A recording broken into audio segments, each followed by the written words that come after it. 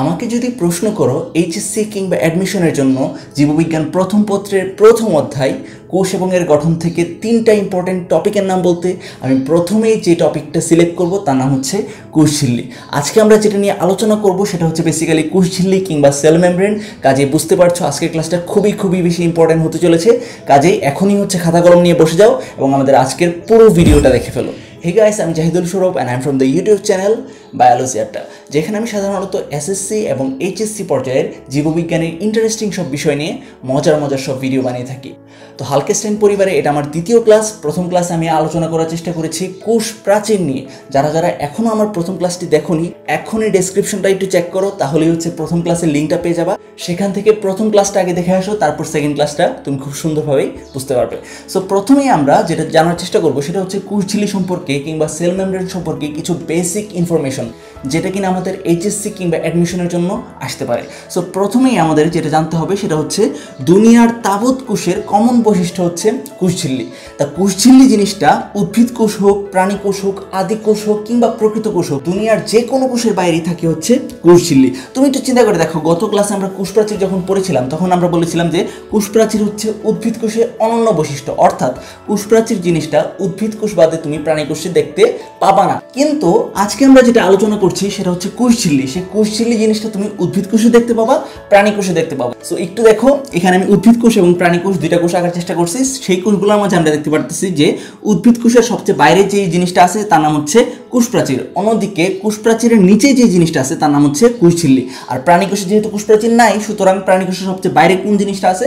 সবচেয়ে বাইরে আছে হচ্ছে কোষঝিল্লি। কাজে কোষঝিল্লি জিনিসটা কিন্তু উদ্ভিদ কোষেও আছে, প্রাণী কোষে আছে। একইভাবে তুমি যদি খুব ভালো করে খেয়াল করো তাহলে দেখবা যে আদি কোষ, প্রকৃত কোষ, দুনিয়ার যত কোষ আছে, যে কোনো প্রাণীর কোনো একটা কোষ মানে হচ্ছে তার বাইরে কি থাকবে?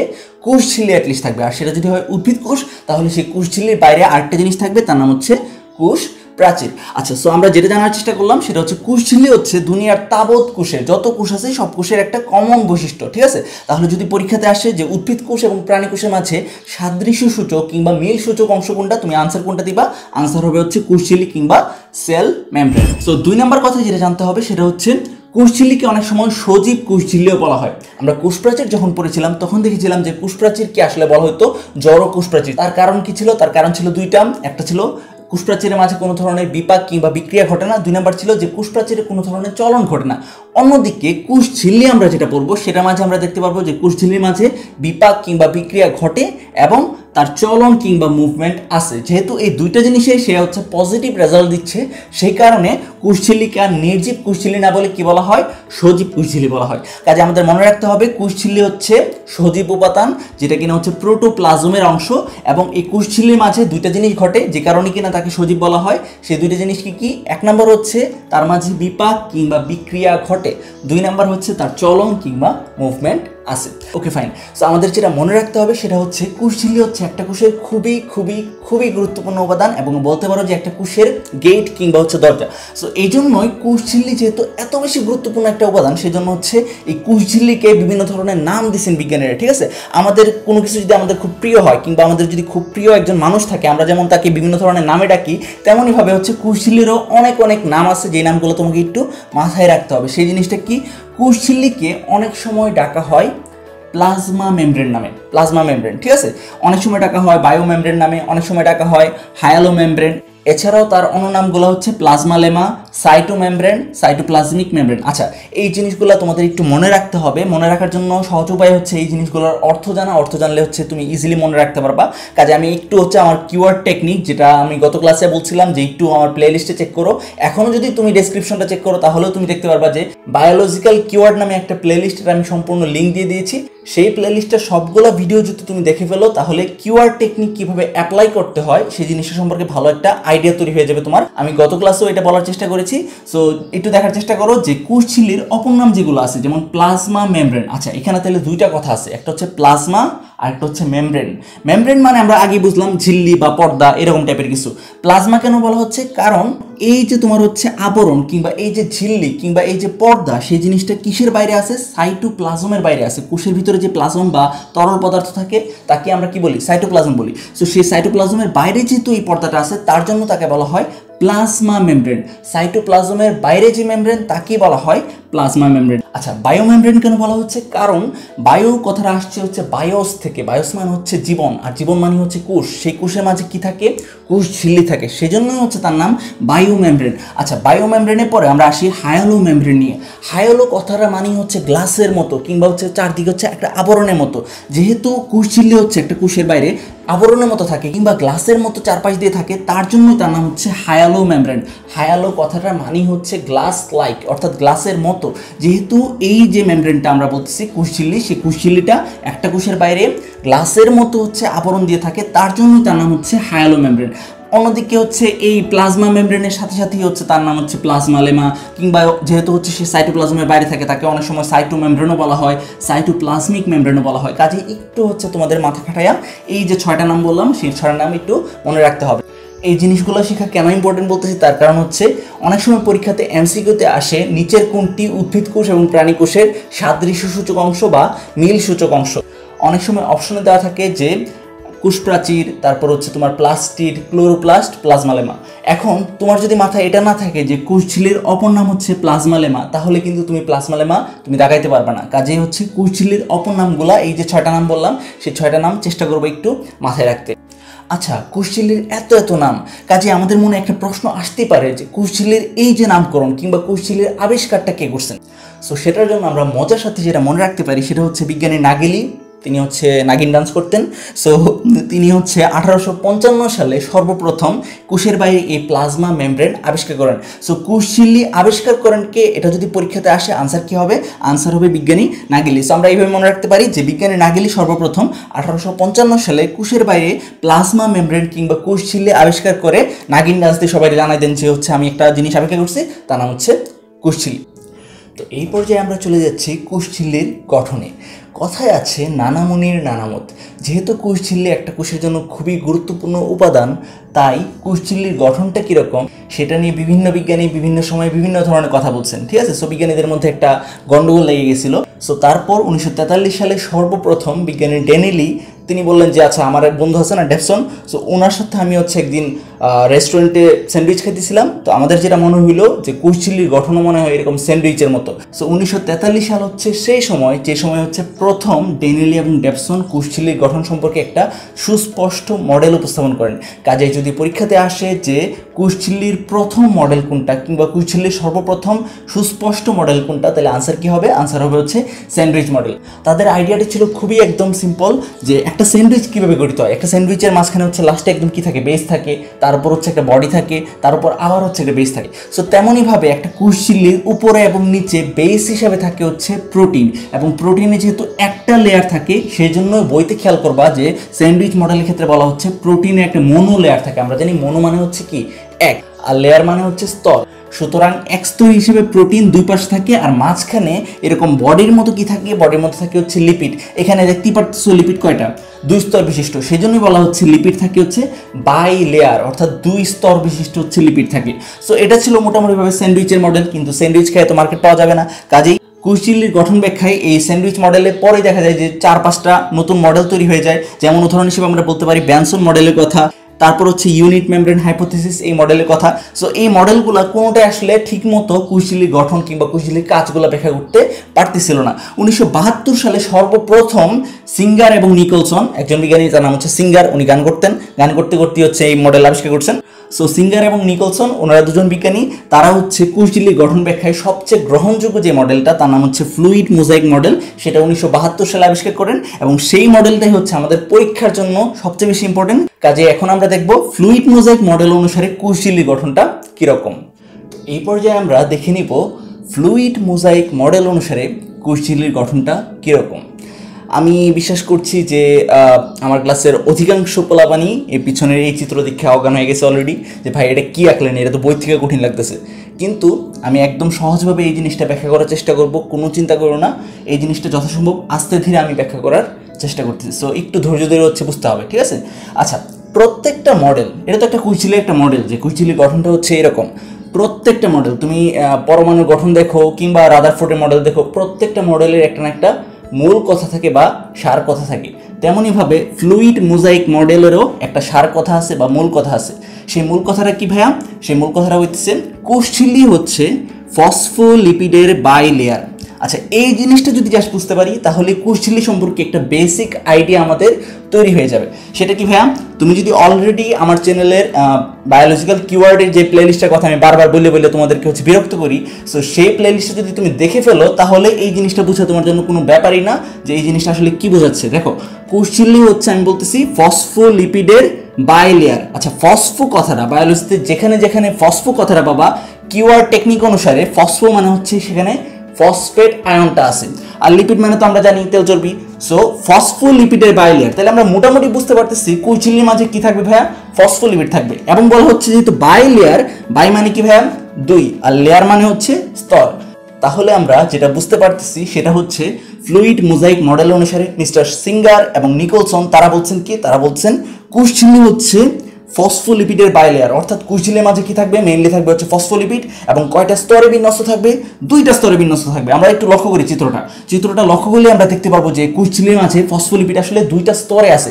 এই যে গুলো রসগোল্লাগুলো দেখতে পারতেছো, সেই রসগোল্লাগুলাই হচ্ছে আসলে মেইনলি আমাদের ফসফোলিপিড। ঠিক আছে, সো ফসফোলিপিড কয়টা স্তরে আছে? দুইটা স্তরে থাকার কথা। এই যে দেখো, দুইটা স্তরে সজ্জিত আছে।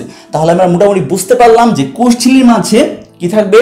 ফসফোলিপিডের আধিক্য থাকবে, বা ফসফোলিপিড হচ্ছে দুইটা স্তরে সাজানো থাকবে। তাহলে একটু দেখো, এগুলো সবগুলোই হচ্ছে আমাদের ফসফোলিপিড। এবং ফসফোলিপিড নিজে জিনিসটা কি আমরা বুঝতেই পারলাম এই কিওয়ার্ড টেকনিক অ্যাপ্লাই করে যে লিপিডের সাথে ফসফেট লাগানো আছে। তাহলে ফসফোলিপিড হচ্ছে এমন লিপিড যার ভিতরে কি থাকবে? ফসফেট লাগানো থাকবে। আচ্ছা, তাহলে বুঝতে পারলাম যে এই যে আমরা রসগোল্লাগুলো দেখতে পারতেছি, সেই রসগোল্লাগুলো হচ্ছে আসলে মেইনলি ফসফোলিপিড, অর্থাৎ তেল চর্বি। যে তেল চর্বির মাঝে কি লাগানো আছে? ফসফেট লাগানো আছে। তাহলে যেহেতু হচ্ছে আমাদের কোষঝিল্লির ভিতরে ফসফোলিপিডের আধিক্য আছে, বা বেশিরভাগ কোষঝিল্লির অংশটাই হচ্ছে ফসফোলিপিড দ্বারা গঠিত, সেই জন্য বইয়ের মাঝে একটু বলা হয়েছে যে ফসফোলিপিড সম্পর্কে আলাদা করে একটু স্টাডি করতে। তাহলে আমরা একটা ফসফোলিপিড কিভাবে গঠিত হয় সেটা যদি আমরা ভালো করে বিশ্লেষণ করতে পারি, তাহলে কোষঝিল্লির বাকি অংশগুলো কিভাবে গঠিত হয়েছে সেই জিনিসটা বোঝা আমাদের জন্য একদম সহজ হয়ে যাবে। তাই আমরা একটা ফসফোলিপিডকে বাংলা সিনেমার মিশা সওদাগর দিয়ে আমরা হচ্ছে তুলে আনলাম, তাকে দেখে আমরা বিশ্লেষণ করে যে আমরা কি কি পাইতে পারি। তাহলে আমাদের কিন্তু অলরেডি মাইন্ডের মধ্যে কি আছে ভাইয়া? তার নাম হচ্ছে ফসফোলিপিড, অর্থাৎ লিপিডের সাথে ফসফেট লাগানো থাকবে। তাহলে আমরা একটু চেক করে দেখি যে লিপিডের সাথে ফসফেট লাগানো আছে কিনা।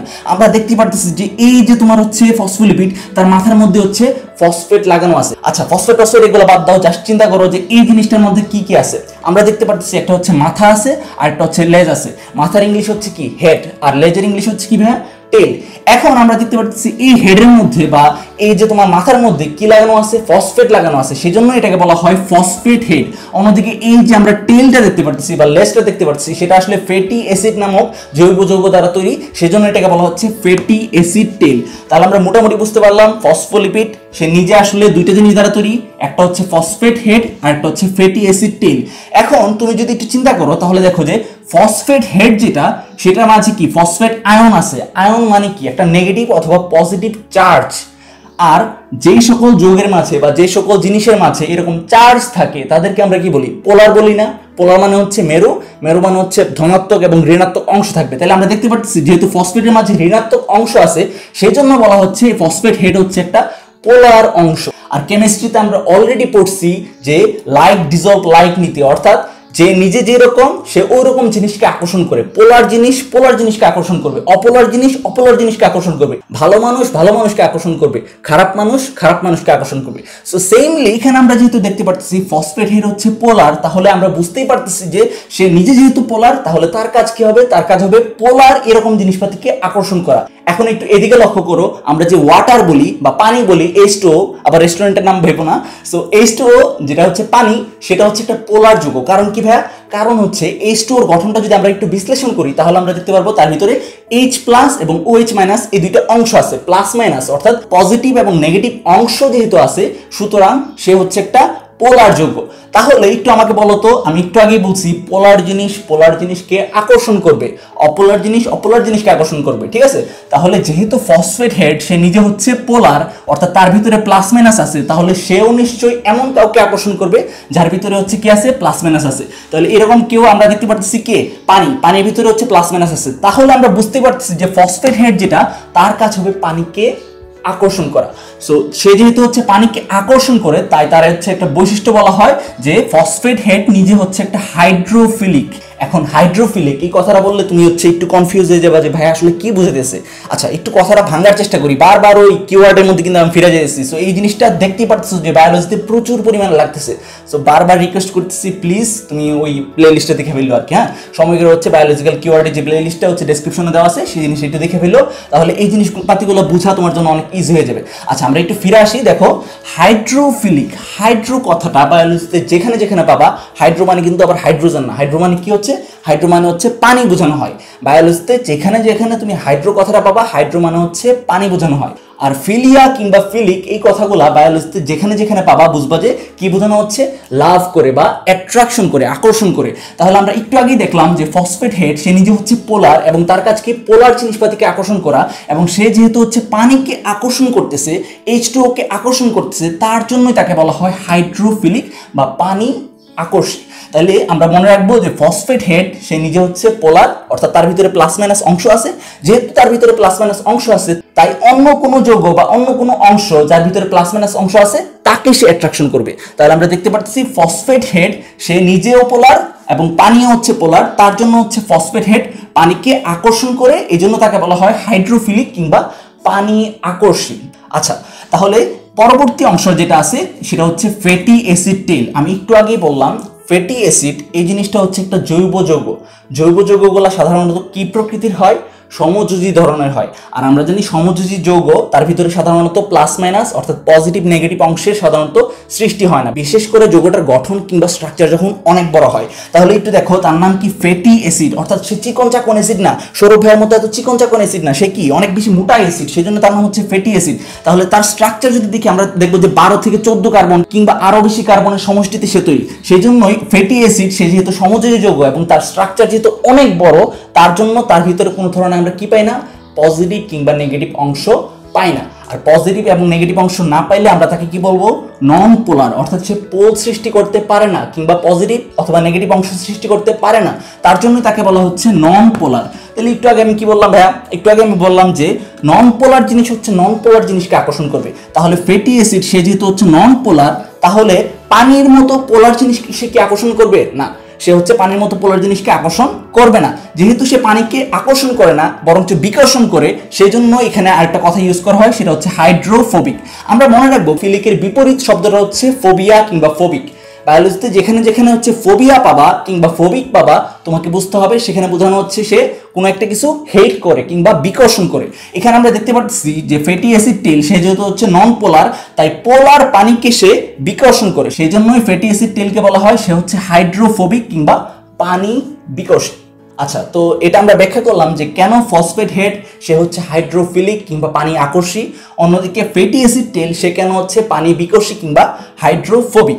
আচ্ছা, এটা ব্যাখ্যা তো করলাম, ঠিক আছে, আমরা মোটামুটি মনেও রাখতে পারবো, কিন্তু কথা হচ্ছে পরীক্ষাতে যখন এমসিকিউতে এই জিনিসটা আসে যে নিচের কোনটি হচ্ছে পানি আকর্ষী, কিংবা ফসফেট হেড কি পানি আকর্ষী কিনা, কিংবা হচ্ছে ফ্যাটি অ্যাসিড টেল সে কি পানি বিকর্ষী কিনা, এই জিনিসপাতিগুলো আমরা হচ্ছে প্যাচ লাগাই দিই। তাহলে এই জিনিসটা আমাদের মনে রাখতে হবে কোনো একটা শর্টকাট টেকনিকে। আমি শর্টকাট টেকনিকটাও বলে দিছি, মনে রাখবা যে মাছ যখন হচ্ছে পানিতে চলাচল করে তখন কি করে, তখন হচ্ছে সে লেজ দিয়ে হচ্ছে পানিকে বাই মারে।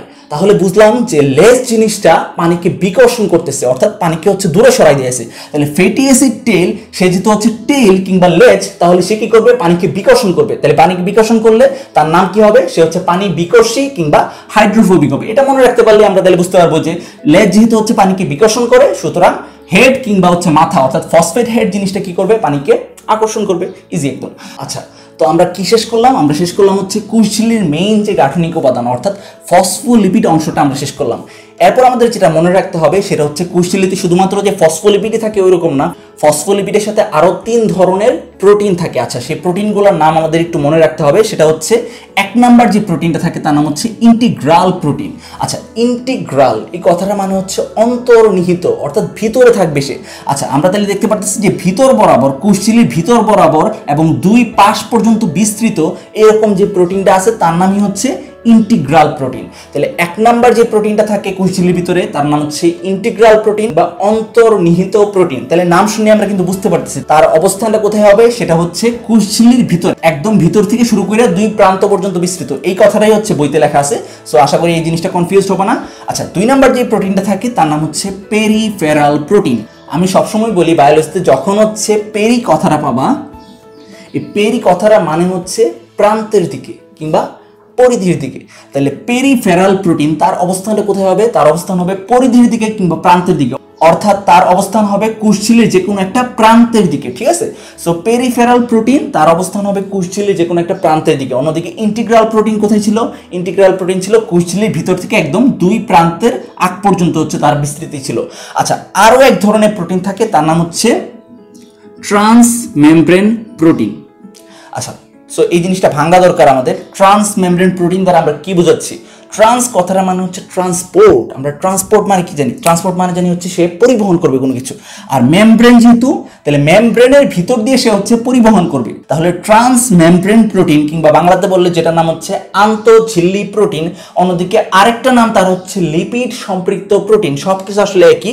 সো ট্রান্স মেমব্রেন প্রোটিন কিংবা আন্তঃঝিল্লি প্রোটিন কিংবা হচ্ছে লিপিড সম্পৃক্ত প্রোটিন, এর অবস্থান হবে কোষঝিল্লির হচ্ছে 2 পাশ বরাবর কিংবা কোষঝিল্লির এক প্রান্ত থেকে শুরু করে হচ্ছে অপর প্রান্ত বরাবর একদম ডিরেক্টলি একটা টানেলের মতো কিংবা হচ্ছে আরএফএল পাইপের মতো হচ্ছে সে বিস্তৃত থাকবে। তাহলে ট্রান্স মেমব্রেন প্রোটিন তার কাজটাও কিন্তু আমরা বুঝে ফেলতে পারতেছি তার নাম শুনে। দেখো, ট্রান্স মানে হচ্ছে আমি একটু আগে বললাম ট্রান্সপোর্ট, অর্থাৎ পরিবহন করা। তাহলে কোষঝিল্লি ভিতর থেকে বাইরে কিংবা বাইরে থেকে হচ্ছে ভিতরে কোনো একটা পদার্থের আদান প্রদান করার যার কাজ, তার নামই হচ্ছে ট্রান্স মেমব্রেন প্রোটিন। এবং এই প্রোটিনটার চারপাশে বা পরিধির দিকে হচ্ছে কি লাগানো থাকে, লিপিড লাগানো থাকে।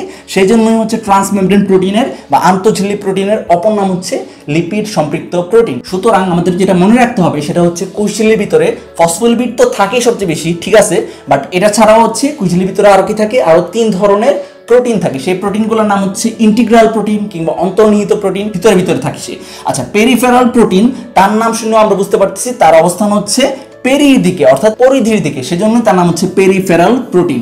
তারপরে আরেক ধরনের প্রোটিন থাকে যার নাম হচ্ছে ট্রান্স মেমব্রেন প্রোটিন কিংবা আন্তঃঝিল্লি প্রোটিন। যে প্রোটিনের কাজ হচ্ছে কোষঝিল্লির এক প্রান্ত থেকে অপর প্রান্তে কোনো একটা পদার্থ, কোনো একটা নিউট্রিয়েন্ট কিংবা কোনো একটা হচ্ছে তোমার প্রয়োজনীয় বস্তু আদান প্রদান করা, ঠিক আছে। সো এই জন্য তার নাম হচ্ছে ট্রান্স মেমব্রেন প্রোটিন। তাহলে 3 ধরনের protein, integral, peripheral, trans membrane, এই 3 ধরনের প্রোটিন থাকে হচ্ছে কোষঝিল্লির ভিতরে। আচ্ছা, কোষঝিল্লির ভিতরে শুধুমাত্র যে এই ফসফোলিপিড এবং হচ্ছে 3 ধরনের প্রোটিন থাকে সেটাও না, কোষঝিল্লির ভিতরে কার্বোহাইড্রেটও থাকে। এবং কার্বোহাইড্রেট কিংবা শর্করার মাঝে কোন শর্করাটা বেশি থাকে? গ্লুকোজ শর্করাটা বেশি থাকে। এই যে দেখতেছো এই গাছগুলো আসলে কিছুই না, গ্লুকোজের চেইন, ঠিক আছে, গ্লুকোজের শিকল। সো আমরা দেখতে পারতেছি যে এই যে গ্লুকোজের চেইনগুলো, সেই গ্লুকোজের চেইনগুলো হচ্ছে কোনোটা একটা ফসফোলিপিডের সাথে লাগানো আছে, আবার কোনোটা কিসের সাথে লাগানো আছে? একটা প্রোটিনের সাথে লাগানো আছে। মনে রাখতে হবে যে গ্লুকোজের যে চেইনটা সেটা যদি একটা ফসফোলিপিড বা লিপিডের সাথে লাগানো থাকে তাহলে গ্লুকোজ প্লাস লিপিড কি হয়ে যাবে? সেটার নাম হয়ে যাবে হচ্ছে গ্লাইকোলিপিড। অন্যদিকে গ্লুকোজের এই চেইনটা যদি কোনো একটা প্রোটিনের সাথে লাগানো থাকে তাহলে গ্লুকোজ প্লাস হচ্ছে প্রোটিন কি হয়ে যাবে? গ্লাইকোপ্রোটিন হয়ে যাবে। তাহলে আমরা মোটামুটি বুঝতে পারলাম যে গ্লাইকোলিপিড এবং গ্লাইকোপ্রোটিন জিনিসটা কি। একদম সিম্পল, যদি কার্বোহাইড্রেট হিসেবে গ্লুকোজটা এরকম একটা ফসফোলিপিডের সাথে লাগানো থাকে তার নাম হবে গ্লাইকোলিপিড। অন্যদিকে এরকম গ্লুকোজ কিংবা কার্বোহাইড্রেটের যে চেইনটার কথা বলছি সেটা যদি কোনো একটা প্রোটিনের সাথে লাগানো থাকে তাহলে তার নাম হবে গ্লাইকোপ্রোটিন। এখন আমাদের মনে রাখতে হবে সেটা হচ্ছে এই যে গ্লাইকোলিপিড আর এই যে গ্লাইকোপ্রোটিন এরা হচ্ছে মেলায় হারিয়ে যাওয়া 2 ভাই, তাই তাদেরকে হচ্ছে মিলানো খুবই প্রয়োজন। সেই জন্য বিজ্ঞানীরা বলছেন যে গ্লাইকোলিপিড এবং গ্লাইকোপ্রোটিনকে একসাথে বলা হয় গ্লাইকোকেলিক্স। তাহলে আমরা মনে রাখবো যে গ্লাইকোলিপিড এবং গ্লাইকোপ্রোটিনকে একত্রিতভাবে বলা হয় গ্লাইকোকেলিক্স। তাহলে যদি বলি গ্লাইকোকেলিক্স জিনিসটা কি, তুমি বলবা গ্লাইকোকেলিক্স হয় একটা গ্লাইকোলিপিড কিংবা কোনো একটা গ্লাইকোপ্রোটিন। তাহলে আমাদের 3 নাম্বার যে কম্পোনেন্ট কোষঝিল্লির ভিতরে সেটাও আমাদের কিন্তু শেষ হয়ে গেল। তাহলে আমরা কি দেখতেছি? কোষঝিল্লির ভিতরে কি আছে? ফসফোলিপিড অর্থাৎ লিপিড আছে, তারপর কি আছে? প্রোটিন আছে 3 ধরনের, তারপর আবার কি আছে? কার্বোহাইড্রেট আছে। তাহলে লিপিড, প্রোটিন, কার্বোহাইড্রেট। তাহলে আমরা যত ধরনের খাবার খাই সব ধরনের খাবারই হচ্ছে কোষঝিল্লির একটা না একটা উপাদান। তাহলে এত কিছু যখন হচ্ছে কোষঝিল্লির ভিতরে আছে তাহলে যেই জন সবসময় হচ্ছে গিয়ে সেটা তোমার হচ্ছে কুটনামি করে বা হচ্ছে ঝামেলা লাগায় আমাদের বডিতে, সে কেন বাদ থাকবে? তার নাম কি ভাইয়া? তার নাম হচ্ছে কোলেস্টেরল। সেই জন্য আমাদের মনে রাখতে হবে যে কোষঝিল্লির ভিতরে এই 3 ধরনের উপাদান ছাড়াও আরেকজন পদার্থ থাকে, তার নাম হচ্ছে কোলেস্টেরল। আচ্ছা, কোলেস্টেরলের কাজ কি কোষঝিল্লির ভিতরে? এই কোলেস্টেরলের কাজ হচ্ছে কোষঝিল্লির ভেদ্যতা বা পারমিয়েবিলিটি নির্ধারণ করা। আচ্ছা, তাহলে এই যে ভেদ্যতা বা পারমিয়েবিলিটি এই জিনিসটা আবার কি? এই জিনিসটা হচ্ছে, এটা হচ্ছে কোষের ইনসাইড বা ভিতরের দিক, আর এটা হচ্ছে কোষের বাইরের দিক কিংবা আউটসাইড। মনে রাখতে হবে যখনই হচ্ছে পরীক্ষাতে তুমি ফ্লুইড মোজাইক মডেলের এই চিত্রটা আঁকবা, তাহলে অবশ্যই কিন্তু তোমাকে দেখাই দিতে হবে যে কোনটা হচ্ছে কোষের ভিতরের দিক আর কোনটা হচ্ছে কোষের বাইরের দিক। কোষ ঝিল্লির কোনটা ভিতরের দিক কোনটা বাইরের দিক এটা যদি না দেখাও তাহলে হচ্ছে পরীক্ষাতে মার্কস কাটা যাবে। তো এই ক্ষেত্রে খুবই সিনসিয়ার থাকতে হবে। তাহলে আমরা দেখতে পারতেছি যে এটা হচ্ছে কোষের ভিতরের দিক, এটা হচ্ছে কোষের বাইরের দিক, এবং আমাদের যেটা বললাম যে এই যে কোলেস্টেরল হচ্ছে কোষ ঝিল্লির ভেদ্যতা বা পারমিয়েবিলিটি নির্ধারণ করে। আচ্ছা, এই যে ভেদ্যতা বা পারমিয়েবিলিটির কথা আমি বারবার বলতেছি, সেই জিনিসটা আসলে কি? আমি একদম সিম্পল ভাবে যদি বলি তাহলে একটু খেয়াল করো। কোলেস্টেরল সে কি প্রকৃতির? সে নিজে হচ্ছে তেল চর্বি প্রকৃতির। তাহলে একটু সিম্পলি ভাবে ভাবো তো, কোলেস্টেরলের পরিমাণ যদি কোষ ঝিল্লির ভিতর বেড়ে যায় তখন কি হবে ভাইয়া? তখন কোষ ঝিল্লিও হয়ে যাবে বেশি পরিমাণে তেল চর্বি প্রকৃতির। তাহলে বাইরে থেকে যদি কোনো তেল চর্বি প্রকৃতির জিনিসপাতি আসে, কোষ ঝিল্লি তাকে ইজিলি ঢুকতে দেবে। অন্যদিকে এই কোলেস্টেরলের পরিমাণ যদি কোষ ঝিল্লিতে কমে যায় তখন কি হবে? তখন কোলেস্টেরলের অভাবে বা কোলেস্টেরল কম থাকাতে কোষ ঝিল্লির প্রকৃতিও হয়ে যাবে কিরকম? কম পরিমাণে তেল চর্বি প্রকৃতির। তখন কোনো ধরনের যদি তেল চর্বি জাতীয় জিনিস আসে, কোষ ঝিল্লি তাকে কি করবে? কম পরিমাণে ভিতরে আসতে দিবে। সো এখান থেকে আমরা যেটা বুঝতে পারতেছি সেটা হচ্ছে, কোলেস্টেরলের পরিমাণ যদি কোষ ঝিল্লিতে বেশি থাকে তখন তেল চর্বি জাতীয় জিনিস কোষ ঝিল্লির ভিতরে বেশি আসতে পারে। অন্যদিকে কোলেস্টেরলের পরিমাণ যদি কোষ ঝিল্লিতে কম থাকে তখন তেল চর্বি জাতীয় জিনিস কোষ ঝিল্লিতে কম পরিমাণে আসতে পারে। তাহলে তেল চর্বি জাতীয় জিনিস কিংবা অন্য কোনো হচ্ছে কোনো একটা নিউট্রিয়েন্ট পদার্থ কিংবা পুষ্টি জাতীয় পদার্থ কোষ ঝিল্লির ভিতরে কতটুকু আসতে পারবে বা কোষ ঝিল্লিকে কতটুকু ভেদ করতে পারবে সেটা ডিপেন্ড করতেছে কিসের উপর? কোলেস্টেরলের পরিমাণের উপর। সেজন্যই বলা হয় যে কোলেস্টেরল হচ্ছে কোষ ঝিল্লির ভেদ্যতা বা পারমিয়েবিলিটি নির্ধারণ করে। সো এরই মাধ্যমে আমরা আসলে কোষ ঝিল্লির ফ্লুইড মোজাইক মডেল, যেটা অনেক কঠিন করে হচ্ছে বইতে আমরা দেখতে পারি, সেই জিনিসটা খুব সহজ শেষ করলাম। আমাদের জাস্ট 4টা লাইন মনে রাখতে হবে। সেই 4টা লাইন কি? ফ্লুইড মোজাইক মডেল অনুসারে কোষ ঝিল্লির প্রধান গাঠনিক উপাদান হচ্ছে ফসফোলিপিড, কিংবা ফ্লুইড মোজাইক মডেল অনুসারে বলা হয় যে কোষ ঝিল্লি হচ্ছে ফসফোলিপিডের বাইলেয়ার। তাহলে কোষ ঝিল্লির মাঝে মেইনলি কি থাকবে? মেইনলি থাকবে হচ্ছে ফসফোলিপিড, এবং কয়টা স্তরে বিন্যস্ত থাকবে?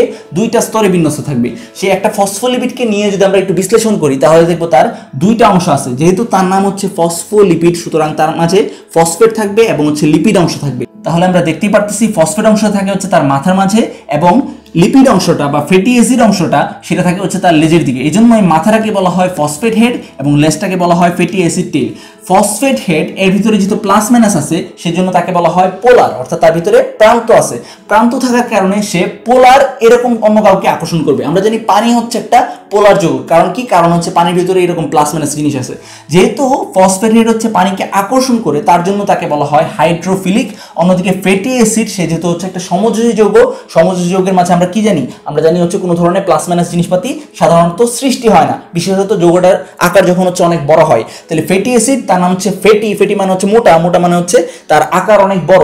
যেহেতু তার আকার অনেক বড় এবং পাশাপাশি সে হচ্ছে সমযোজী যৌগ, সুতরাং তার মাঝে কি থাকবে না? কোনো ধরনের প্লাস মাইনাস অংশ থাকবে না। যেহেতু প্লাস মাইনাস অংশ থাকে না বা সৃষ্টি হয় না, কোনো ধরনের পোল কিংবা প্রান্ত সৃষ্টি হয় না, সেই জন্য তাকে বলা হয় নন পোলার। আর নন পোলার জিনিসপাতি পোলার জিনিসপাতিকে আকর্ষণ করে না, অর্থাৎ সে পানিকে কি করবে না? আকর্ষণ করবে না। সেই জন্য তার নাম হচ্ছে বা তাকে বলা হয় হচ্ছে হাইড্রোফোবিক কিংবা পানি বিকর্ষী। এই জিনিসটা মনে রাখতে আমরা একটা ট্রিক ইউজ করছিলাম। সেটা কি ছিল? সেটা ছিল হচ্ছে মাছ যখন পানিতে সাঁতার কাটে তখন সে লেজ দিয়ে হচ্ছে পানিকে বাড়ি মারে কিংবা বিকর্ষণ করে। সুতরাং সেখান থেকে মনে রাখা যায় যে ফ্যাটি অ্যাসিড টেল কিংবা ফ্যাটি অ্যাসিড লেজ সে হচ্ছে পানিকে কি করবে? বিকর্ষণ করবে বা পানি বিকর্ষী হবে। তাহলে ফ্যাটি অ্যাসিড লেজ বা ফ্যাটি অ্যাসিড টেল এই জিনিসটা হবে হাইড্রোফোবিক কিংবা পানি বিকর্ষী। অন্যদিকে এটা যদি হাইড্রোফোবিক হয় তাহলে এটা কি হবে? বা ফসফেট হেডটা কি হবে? ফসফেট হেড হবে হচ্ছে হাইড্রোফিলিক কিংবা পানি আকর্ষী। আচ্ছা, এরপর আমরা দেখলাম যে কোষ ঝিল্লির ভিতরে আসলে 3 ধরনের প্রোটিন থাকে। সেই প্রোটিনগুলোর নাম হচ্ছে ইন্টিগ্রাল প্রোটিন, যেটা কোষ ঝিল্লির ভিতর বরাবর থাকে, পেরিফেরাল প্রোটিন যেটা হচ্ছে কোষ ঝিল্লির প্রান্ত বরাবর থাকে, এবং ট্রান্সমেমব্রেন প্রোটিন বা আন্তঃঝিল্লি প্রোটিন, যার কাজ হচ্ছে কোষ ঝিল্লির এক প্রান্ত থেকে অপর প্রান্ত বরাবর একটা টানেল সৃষ্টি করা, যার ভিতর দিয়ে কোনো কিছু ইজিলি আসতে পারে কোষ ঝিল্লির ভিতর। আচ্ছা, এরপর আমরা দেখলাম যে কোষ ঝিল্লির মাঝে কিছু পরিমাণে কি থাকে? গ্লুকোজের চেইন থাকে। সেই গ্লুকোজের চেইনটা কোষ ঝিল্লির মাঝে কোনো একটা ফসফোলিপিডের সাথে লাগানো থাকতে পারে কিংবা কোনো একটা প্রোটিনের সাথে লাগানো থাকতে পারে। গ্লুকোজ যদি এরকম ফসফোলিপিড বা লিপিডের সাথে লাগানো থাকে তখন তার নাম হয় গ্লাইকোলিপিড। অন্যদিকে গ্লুকোজ যদি এরকম প্রোটিনের সাথে লাগানো থাকে তখন তার নাম হয় গ্লাইকোপ্রোটিন। এই গ্লাইকোলিপিড এবং গ্লাইকোপ্রোটিন হচ্ছে মেলায় হারিয়ে যাওয়া 2 ভাই, সেজন্য তাদেরকে মিলানো প্রয়োজন। সেজন্য বিজ্ঞানীরা এই গ্লাইকোলিপিড এবং গ্লাইকোপ্রোটিনকে একত্রিতভাবে কি বলেন? একত্রিতভাবে বলেন হচ্ছে গ্লাইকোক্যালিক্স। তারপর আমরা দেখলাম যে এত কিছু আছে, ফসফোলিপিড, প্রোটিন, তারপর হচ্ছে কার্বোহাইড্রেট, সবকিছু যেহেতু আছে তাহলে একজন আর বাদ যাবে কেন, যে সবসময় ঝামেলা লাগায়, তার নাম হচ্ছে কোলেস্টেরল। সেই জন্য মনে রাখবো যে কুশিলির ভিতরে কোলেস্টেরল কিছু পরিমাণে পাওয়া যায়। তাহলে সিকোয়েন্সটা হবে কিন্তু এটা, আমি এখানে লিখে রাখছি, জাস্ট মনে রাখবা 4টা লাইন। একটা হচ্ছে ফসফোলিপিড, ফার্স্টে হচ্ছে ফসফোলিপিডের বিবরণ দিবা, তারপর একটা ফসফোলিপিডের ভিতরে যে দুটো অংশ থাকে ফসফেট হেড, ফ্যাটি অ্যাসিড টেল, সেটা বলবা, কোনটা হাইড্রোফিলিক কোনটা হাইড্রোফোবিক ওইটা বলবা। তারপর লিখবা যে 3 ধরনের প্রোটিন, ইন্টিগ্রাল, পেরিফেরাল, ট্রান্সমেমব্রেনের কথা। তারপর বলবা গ্লাইকোলিপিড, গ্লাইকোপ্রোটিনের কথা, এবং এদেরকে একত্রিতভাবে যে বলা হয় গ্লাইকোকেলিক্স, সেই কথাটা বলবা। এবং লাস্টে বলবা যে কুশিলির ভিতরে কি পাওয়া যায়, কোলেস্টেরল পাওয়া যায়। সো এভাবেই তুমি কোষঝিল্লির সবচেয়ে গ্রহণযোগ্য যে মডেল, তার নাম হচ্ছে ফ্লুইড মোজাইক মডেল, সেটা খুব ইজিলি মনে রাখতে পারো। এবং পরীক্ষাতে যদি আসে, আমি যে সিকোয়েন্সে ব্যাখ্যা করার চেষ্টা করছি সেই সিকোয়েন্সে হচ্ছে খাতা লিখে দিয়ে আসবা, তাহলেই হবে, কোনো আর টেনশন নাই, ঠিক আছে। জাস্ট হচ্ছে এই 4টা লাইন, ঠিক আছে, এই 4টা লাইন হচ্ছে একটু মনে রাখতে পারলেই হয়ে গেল। আচ্ছা, এখন আমাদের কিছু মনের মধ্যে একটু প্রশ্ন আসে যে কেন এই যে তোমার মডেল, ঠিক আছে, তার নাম কারিনা বা সকিনা বা ক্যাটরিনা না হইলো ফ্লুইড মোজাইক মডেল। আচ্ছা, এটার আনসার কি? আনসার হচ্ছে, দেখো ফ্লুইড কেন বলা হচ্ছে, কারণ ফ্লুইড মোজাইক মডেল অনুসারে এই যে তুমি ফসফোলিপিড দেখতে পাচ্ছ কিংবা প্রোটিন দেখতে পাচ্ছ, সেগুলো আসলে তাদের জায়গায় স্থির অবস্থায় নেই, তারা হচ্ছে নড়াচড়া করে। আর নড়াচড়া করা যেহেতু হচ্ছে ফ্লুইড কিংবা তরল পদার্থের একটা বৈশিষ্ট্য, সেজন্যই এই মডেলটাকে বলা হয় ফ্লুইড মোজাইক মডেল। আচ্ছা, মোজাইক নামটা কেন হইলো? কারণ যেহেতু ফ্লুইড মোজাইক মডেল অনুসারে এই যে জিনিসপাতিগুলো আমরা বলতেছি, সেগুলো যেহেতু তার জায়গায় স্থির না, তারা হচ্ছে চলাচল করতে পারে, সেই জন্য অনেক সময় দেখা যায় যে এই যে তোমার হচ্ছে ফসফোলিপিডগুলো, সেগুলো নিজেদের মাঝে এরকম ভাবে স্থান পরিবর্তন করতে পারে। ধরো এই মোবাইলটা হচ্ছে একটা ফসফোলিপিড, এটা হচ্ছে আরেকটা ফসফোলিপিড, তারা এরকম ভাবে আছে, ঠিক না? ধরো এই দুটো কথা আমি বলতেছি, সো তারা হচ্ছে এরকম ভাবে আছে, তারা হচ্ছে কিছুক্ষণ পরেই স্থান পরিবর্তন করে এরকম হয়ে যেতে পারে, ঠিক আছে। অর্থাৎ এই যে দুজন আছে, তারা হচ্ছে স্থান পরিবর্তন করে এরকম হয়ে যেতে পারে। সো এই যে মুভমেন্ট কিংবা এই যে সরণটা বা এই যে চলনটা, সেটার নাম হচ্ছে ফ্লিপ ফ্লপ মুভমেন্ট। এই জন্য এই ফ্লুইড মোজাইক মডেল অনুসারে কোষঝিল্লির ভিতরে এই মুভমেন্টটা দেখা যায়, যার নাম হচ্ছে flip flop movement. So flip flop movement মানে আর কিছুই না, পাশাপাশি দুইটা যে এই ফসফোলিপিড আছে তাদের মাঝে আন্তঃস্থান পরিবর্তন। তো এই জিনিসটা যদি আমরা মনে রাখতে পারি তাহলে হয়ে যাবে। আমরা এখন হচ্ছে কোষঝিল্লি কিছু পরিমাণে কাজ দেখবো এবং কোষঝিল্লি থেকে কি কি কনফিউশন আমাদের সৃষ্টি হতে পারে সেই কনফিউশনগুলো একটু সলভ করার চেষ্টা করবো, তাহলেই হচ্ছে আমাদের এই ক্লাসটা আজকে শেষ হয়ে যাবে, ঠিক আছে। ওকে, ফাইন। তো আমরা আমাদের ক্লাসের একদম লাস্ট পর্যায়ে চলে এসেছি। যেমনটা আমি প্রত্যেকবারই করে থাকি, সেটা হচ্ছে যে কোনো একটা টপিকের একদম লাস্ট পর্যায়ে গিয়ে আমি সেই টপিকটা সম্পর্কে কি কি স্পেশাল তথ্য আমাদের বিভিন্ন ধরনের অ্যাডমিশন কিংবা হচ্ছে বোর্ড এক্সামে আসতে পারে সেগুলো আমি ক্লিয়ার করে দেওয়ার চেষ্টা করি। পাশাপাশি আরেকটা কাজ করি আমি, সেটা হচ্ছে যেই টপিকটা আমি পড়াচ্ছি সেই টপিকটা তুমি যখন হচ্ছে বইতে পারবা, তখন যে কনফিউশনগুলো তোমার তৈরি হইতে পারে সেগুলো ক্লিয়ার করে দেওয়ার চেষ্টা করে থাকি। সো অ্যাজ অলওয়েজ আমরা এখন জেনে নিব কিছু পরিমাণে স্পেশাল তথ্য যেগুলো হচ্ছে আমাদের অ্যাডমিশন কিংবা বোর্ড পরীক্ষাতে আসতে পারে। সো কোষঝিল্লি সম্পর্কে যে স্পেশাল তথ্যটা আমাদের মনে রাখতে হবে সেটা হচ্ছে একটু ইন্টারেস্টিং। সেটা হচ্ছে সব ধরনের কোষঝিল্লিতে না বা সব কোষের কোষঝিল্লিতে না, শুধুমাত্র পেঁয়াজের কোষঝিল্লিতে আমাদের আরএনএ থাকে। একটু ইন্টারেস্টিং একটা তথ্য। আমরা অনেক ধরনের উপাদান দেখলাম, যে ফসফোলিপিড, তারপর হচ্ছে প্রোটিন, কার্বোহাইড্রেট, গ্লাইকোপ্রোটিন, গ্লাইকোলিপিড, এগুলো অনেক ধরনের উপাদান আমরা দেখলাম যেগুলো হচ্ছে কোষঝিল্লিতে থাকে। কিন্তু আমাদের মনে রাখতে হবে শুধুমাত্র হচ্ছে পেঁয়াজের কোষঝিল্লিতে বা পেঁয়াজের সেল মেমব্রেনে একটা এক্সট্রা উপাদান থাকে যার নাম হচ্ছে আরএনএ।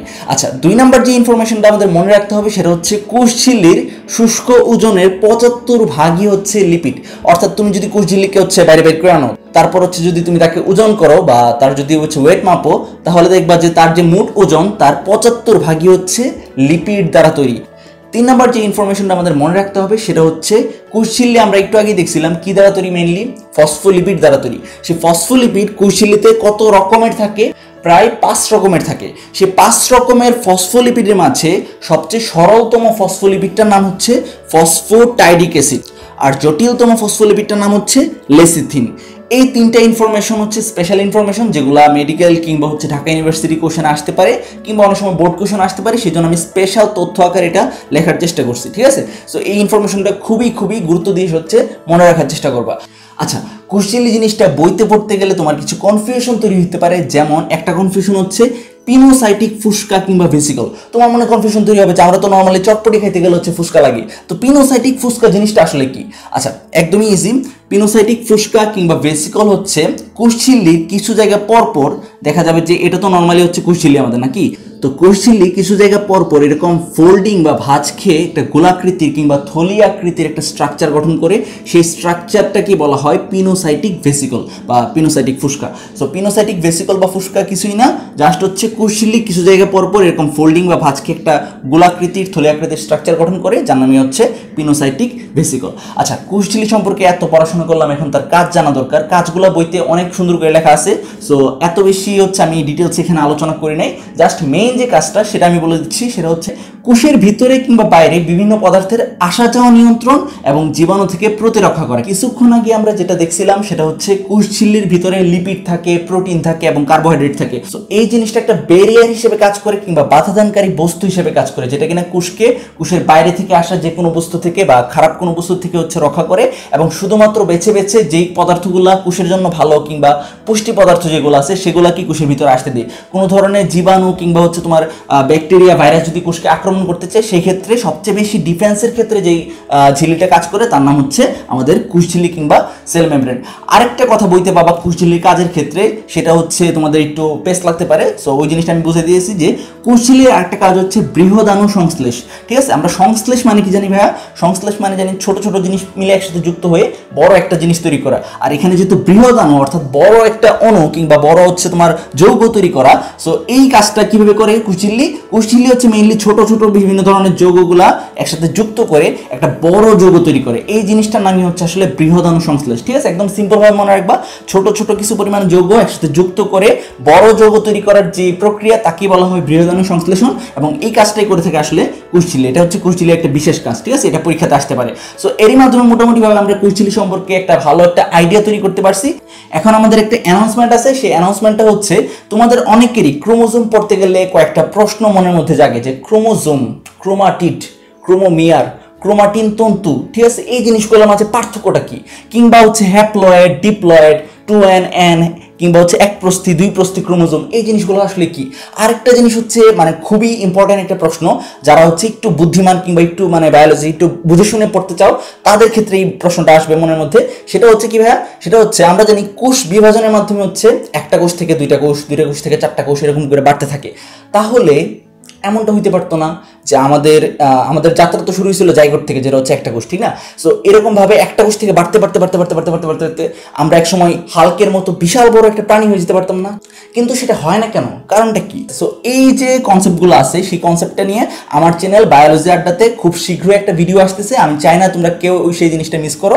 আর তাই তুমি যদি হালকা স্ট্যান্ডের এই চ্যানেলে নতুন হয়ে থাকো তাহলে অবশ্যই তো সাবস্ক্রাইব করবাই। পাশাপাশি হচ্ছে আমার চ্যানেল বায়োলজি আড্ডাকেও সাবস্ক্রাইব করে রাখো, তাহলে হচ্ছে এই জিনিসপাতিগুলো নিয়ে যখনই হচ্ছে আমি নতুন ভিডিও আপলোড করবো সাথে সাথে তোমার কাছে নোটিফিকেশন চলে যাবে। তবে নোটিফিকেশন যাওয়ার ক্ষেত্রে একটা কথা, যে সাবস্ক্রাইব করার সাথে সাথে পাশে বেল আইকনটা কিন্তু অন করতে হবে, না হয়তো কিন্তু নোটিফিকেশন যাবে না। ঠিক আছে, সো এই ছিল মোটামুটি আমাদের আজকের ক্লাস। কেমন লাগলো ক্লাসটা প্লিজ একটু কমেন্টে জানাও। ঠিক আছে, তোমাদের সুন্দর সুন্দর কমেন্ট পাইলেই হচ্ছে আমার শত কষ্ট হচ্ছে এক নিমিষে চলে যায়। সো তোমরা সামনে এগিয়ে যাও এবং তোমাদের জন্য অনেক অনেক শুভকামনা। সামনে নতুন একটা ক্লাসে আবার দেখা হচ্ছে, সে পর্যন্ত ভালো থাকো।